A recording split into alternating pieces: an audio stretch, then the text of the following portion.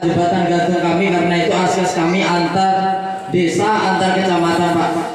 Jangan sampai nanti terulang kembali untuk masalah korban jiwa lagi.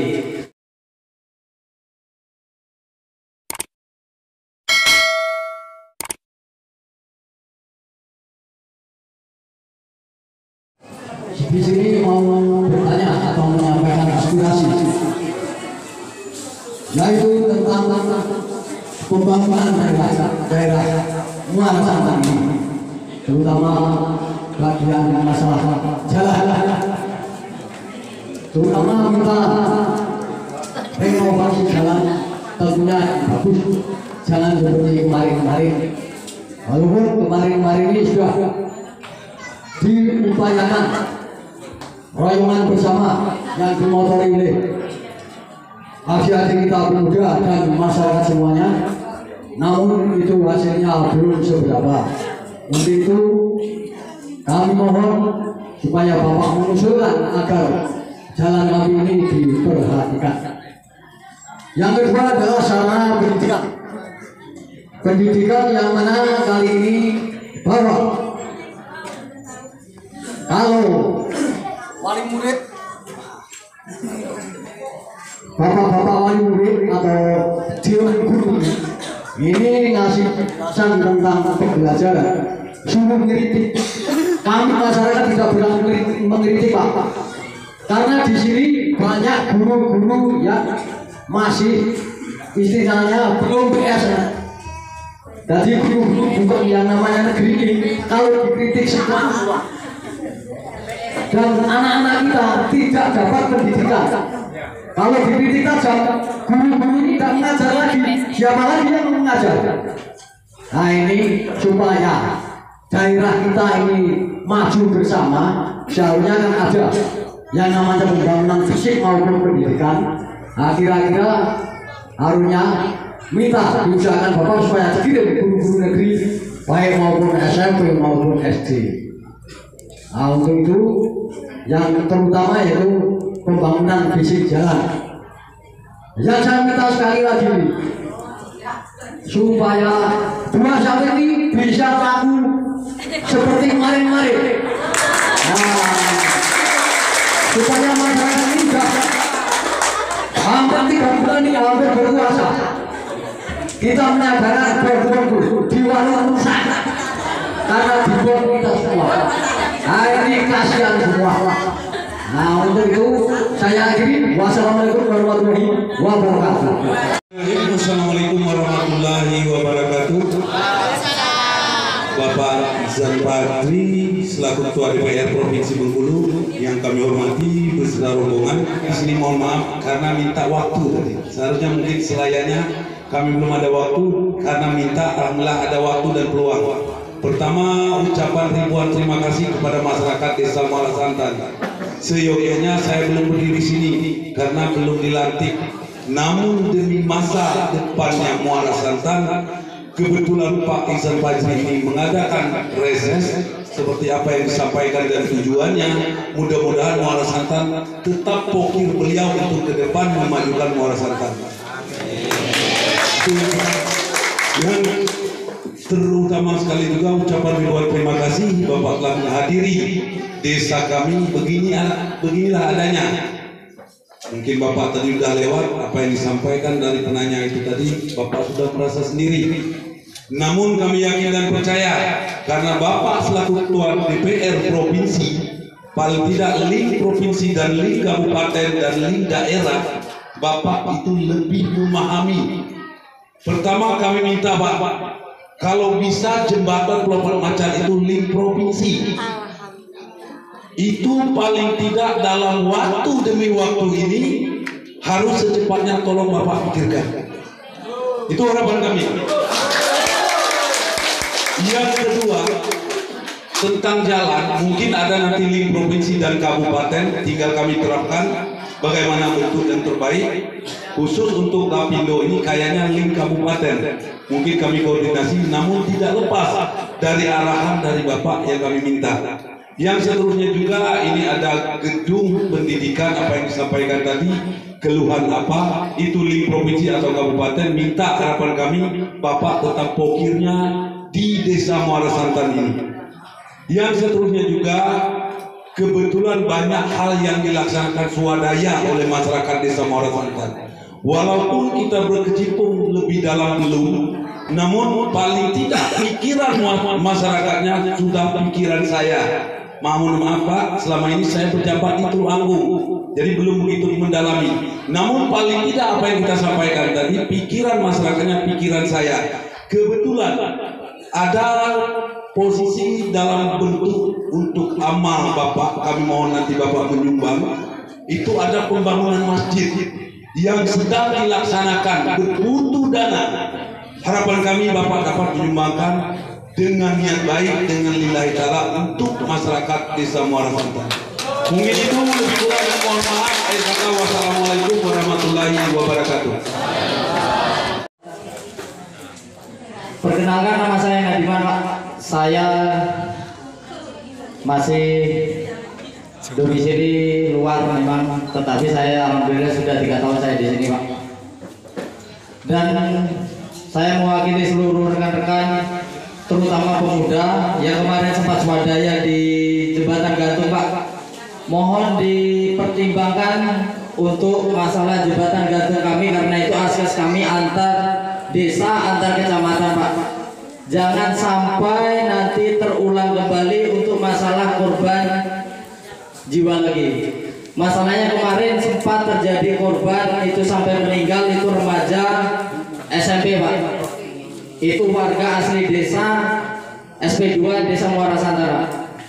Jadi mohon nanti seandainya Bapak ada waktu sesudah acara, mohon waktunya untuk meninjau, walaupun hanya melihat dari jauh Pak. Kami masyarakat sangat berharap apabila Bapak bisa untuk melihat langsung TKP kemarin yang sempat terjadi itu, posisi pelambannya itu seperti apa, mohon untuk ditinjau nanti Pak, supaya ada evaluasi untuk kedepannya itu ada perubahan Pak. Jadi itu saja Pak, saya akhiri. Wassalamualaikum warahmatullahi wabarakatuh. Saya duduk ya. Terima kasih Pak Karyono, Pak Usin dan Pak Ngadiban ya. Mas Ngadiban ya. Pak Karyono, seperti saya sampaikan tadi, pembangunan jalan yang ada di kita ini kewenangannya kabupaten. Ya.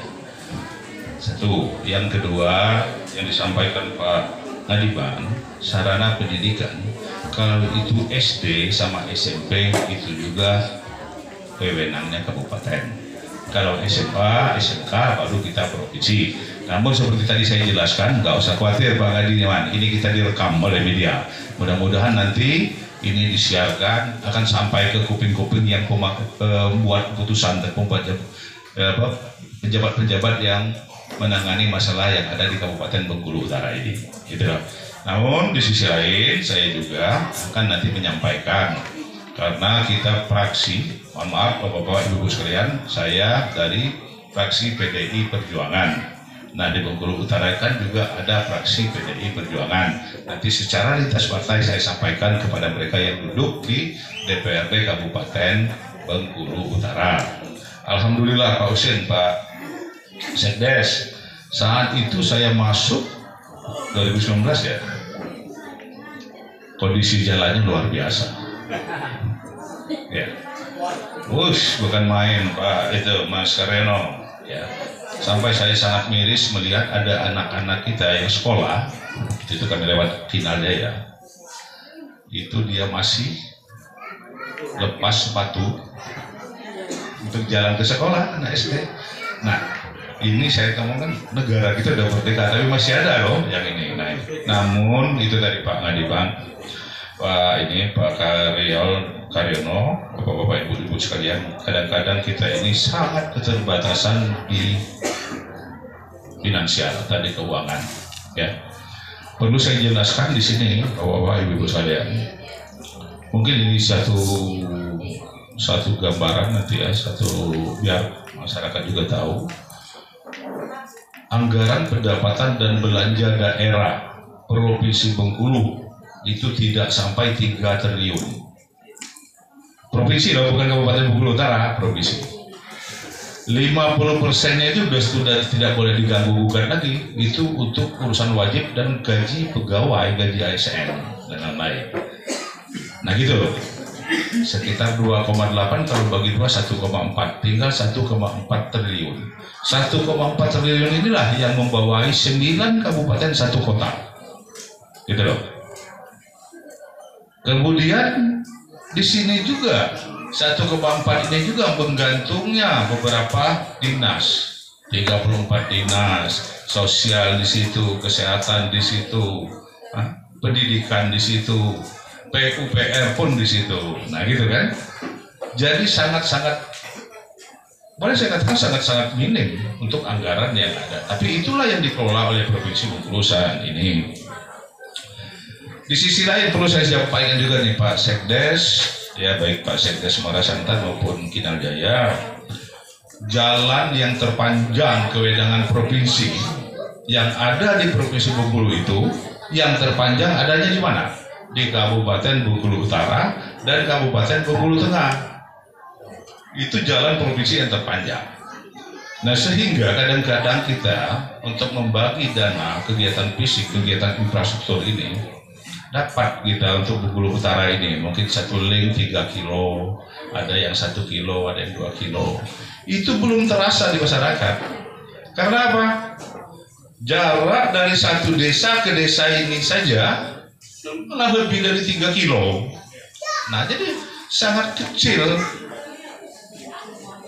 sangat sedikit perasaan kita. Tapi itu tadi, pembangunan jalan tersebut 1 kilo dananya nggak kurang dari 3 miliar.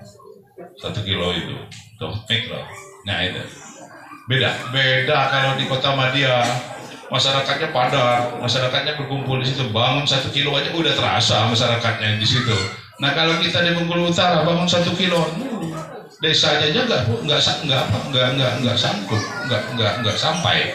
Desa Muara Santan dari ujungnya ke ujungnya sudah lebih ya Pak Pausin, udah lebih 1 kilo. Nah bangunannya 1 kilo. Inilah, jadi bukan berarti kita dari DPRD maupun dari pihak eksekutif abai terhadap infrastruktur. Kita berusaha secara maksimal, kita berusaha secara sebaik mungkin untuk bisa menangani poros-poros atau jalan-jalan link-link provinsi yang ada di Provinsi Bengkulu ini. Tapi mohon maaf Bapak-Bapak, Ibu-Ibu sekalian, itulah keadaan dan situasinya. Bapak-Bapak, Ibu-Ibu sekalian, ya saya sih termasuk bangga ya dengan Pak Mian selaku Bupati Bengkulu Utara ini. Karena apa? Dia bisa bawa menteri langsung ke Kabupaten Bengkulu Utara. Tentu kalau menteri turun pasti ada pembangunan yang disupport kan. Nah maunya kita begitu gitu loh, gitu ya. Sehingga jangan cuma mengandalkan APBD. Artinya masyarakat itu tidak mau peduli uangnya mau dari langit, mau dari laut, mau dari bawah tanah. Yang penting secara fisik pembangunannya itu ada, iya kan? Ya itu. Nah, sekali lagi saya terima kasih Pak Karyono, apa yang disampaikan, mudah-mudahan apa yang disampaikan, keluhan yang disampaikan Pak Karyono yang akan didengar oleh Bapak-bapak yang ada di Kabupaten Bengkulu Utara, karena ini kewenangan Kabupaten Bengkulu Utara. Pak Husin, yang namanya jembatan Pelompat Macan ini Pak, semenjak saya duduk di DPRD Provinsi Bengkulu selalu ini dan selalu kami anggarkan, kecuali 2 tahun terakhir ya karena COVID. 2 tahun terakhir ini tidak. Yang sudah kami dianggar, tapi tidak dilaksanakan. Kenapa? Karena belum tahu ini kewenangan siapa. Apakah betul ini kewenangan provinsi atau ini kewenangan kabupaten, ini belum ditetapkan. Sehingga mereka takut untuk membangun. Kalau ini kewenangan kabupaten dibangun oleh provinsi jadi temuan. Sebaliknya juga begitu. Kalau ini kewenangan kabupaten dibangun oleh kewenangan provinsi dibangun oleh kabupaten juga jadi temuan. Gitu loh. Kecuali jalan itu yang lewat dari Simpang, jalan apa namanya? Simpang itu Memang linknya provinsi, gitu loh. Cuma untuk jembatannya kan SIM.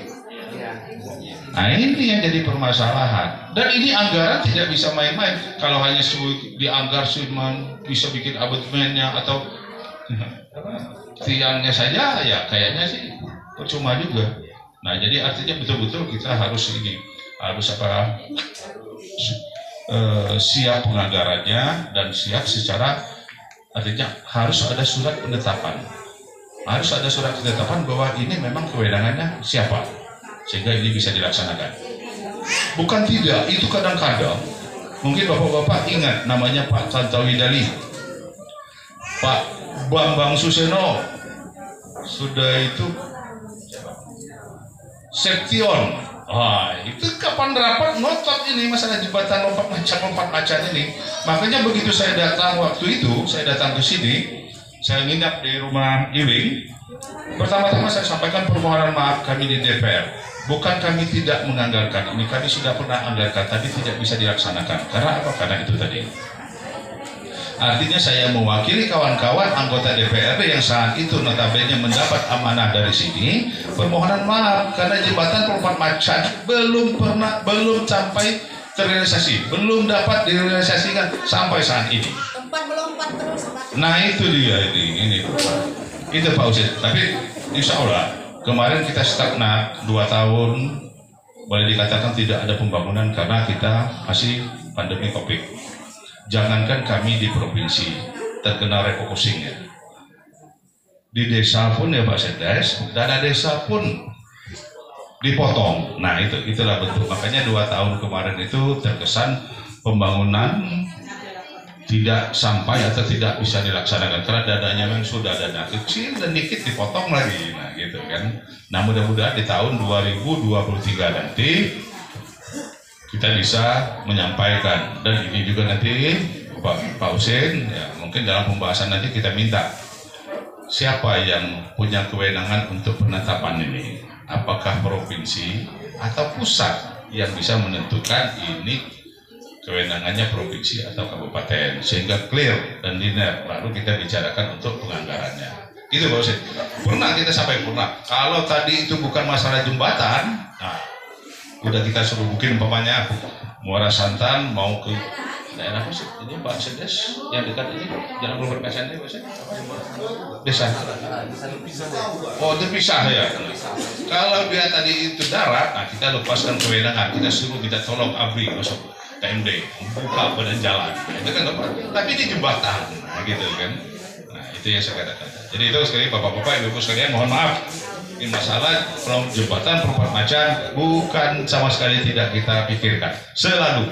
Jadi saya katakan hampir setiap tahun ada jembatan Lompat Macan sekian miliar, tapi begitu pelaksanaannya tidak dilaksanakan. Nah pikir kenapa? Oh rupanya di sini kawan-kawan dari pihak eksekutif juga takut kalau ini takut jadi temuan, takut jadi permasalahan. Oke, nah saya kira itu. Kemudian terkait pembangunan masjid Pak Husin, nah ini alhamdulillah kalau untuk bantuan secara pribadi insya Allah ya kita nanti bisa bantu, tapi untuk ukuran maksimal atau untuk ukuran yang signifikan saya kira tidak. Malu yang itu kan namanya bantuan pribadi. Nah di mana caranya untuk ada Pak? Ada caranya. Ini yang saya katakan tadi. Silakan Pak Husin, Pak Sekdes nanti majukan proposal pembangunan masjid. Nah, yang ditandatangani bukan oleh ketib atau oleh imam, ditandatangani oleh panitia pembangunan masjid. Nah, tentunya ditunjuk dulu panitia pembangunan masjidnya Pak Sekdes. Nanti di SK kan melalui SK Kepala Desa. Nah, ini disampaikan. Tujuannya apa? Tetap ke gubernur. Kalau mau mengajukan ke provinsi. Kalau mau mengajukan ke kabupaten, tujuannya kemana? Ke bupati. Nah, gitu kan? Nah, tembusannya buat tembusan ke kami di DPR, kemudian tembusan ke Biro Kesraya yang menangani ini ya. Nah, gitu. Nah, insya Allah mudah-mudahan ini akan terrealisasi. Nah, kalau ini kan, kalau ini kan namanya hibah dari pemerintah kan agak lumayan dananya kan, gitu kan. Kalau namanya seorang isopah jadi mungkin bisa beli semen sesak 2 sak nanti. Nah itu kan beda. Nah itu saya maksud saya kan. lebih baik sampaikan secara proposal. Nah, cuman perlu saya ingatkan bapak-bapak, ibu-ibu, saudara, kadang-kadang kita pada saat pertemuan begini semangat gitu. Sudah kita sampaikan, minta loh, sampaikan proposal. Oh iya, semangat, siap. Nanti kalau begitu pulang ke rumah sudah lupa dengan proposal. Nah, ini kadang-kadang gitu loh.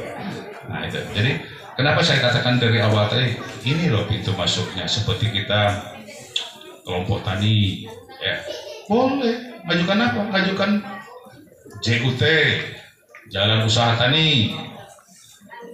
Sudah itu jalan sentral produksi, ya itu kan boleh. Tapi melalui kelompok tani yang betul-betul sudah terregister dengan baik, yang betul-betul mempunyai administrasi yang komplit. Apanya itu Pak Isa? Tidak. Kita petani mungkin mau mengajukan bibit sawit, mengajukan bibit karet. Oh, saya hobi ternak, ajukan bibit sapi, boleh. Tapi melalui proposal. Makanya saya katakan pintu masuknya dana-dana provinsi ke desa itu melalui kelompok-kelompok yang ada di desa. Nah gitu loh. Karena apa? Kalau secara umum ini kebanyakan kewenangannya kabupaten. Jadi dengan melalui kelompok-kelompok tani bisa terjangkau, gitu loh. Dan kami provinsi yang memberi hibah pun tidak menjadi masalah, artinya tidak jadi temuan. Nah ini silakan bapak-bapak, ibu-ibu. Dan tadi saya katakan kenapa 34 OPD, 34 dinas yang menaung di provinsi, artinya segala ada dinas pendidikan, ada dinas kesehatan, ada dinas sosial, ada dinas olahraga. Ya kalau itu kita butuhkan yang kemana? Oh, saya butuh dinas, saya butuh hewan ini, butuh sapi, ya dinasnya ada dong. Tapi tujuannya tetap ke gubernur secara administrasi demikian. Nah, ke kami tolong tembuskan supaya kami tahu. Woi, adik sana aku yang ada di Perasantan kemarin ngaju ke ini proposal mana nih? Nah itu kan di mana nyangkut. Nah, jadi kan keruan kami. Amun dia ditembusin mana kami nak kuat barang itu kan? Ini dia tahu kami. Nah ini itu kira-kira itu gambarannya bapak ibu. Jadi terkait dengan pembangunan masjid, is okay. Pengadiban jembatan gantung. Nah ini jembatan gantung tadi saya bisik sama Sedes. Sedes kira-kira berapa meter? 80. Alamak 80 meter. Nggak main-main ini jembatan gantung 80 meter ini. Begitu loh. Tapi nanti boleh Bang Edion, kalau kita ada waktu kita lihat di situ. Nanti saya akan panggil dinas PUPR. Apakah bisa? Kalau kita bisa, kita akan perjuangkan gitu ya. Pak Mas Edion. Ya mudah-mudahan ya jangan ada lagi musibah-musibah yang akan datang yang timbulnya dari jembatan gantung tersebut.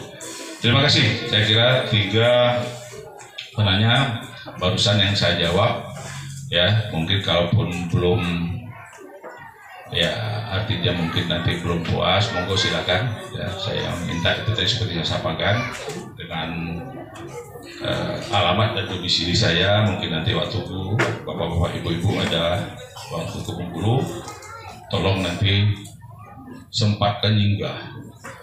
Amun kata kita tuh apa Pak Sen? Berjerum kami di Bengkulu. Nah ini kan supaya kita silaturahmi kita ini menjadi lebih akrab.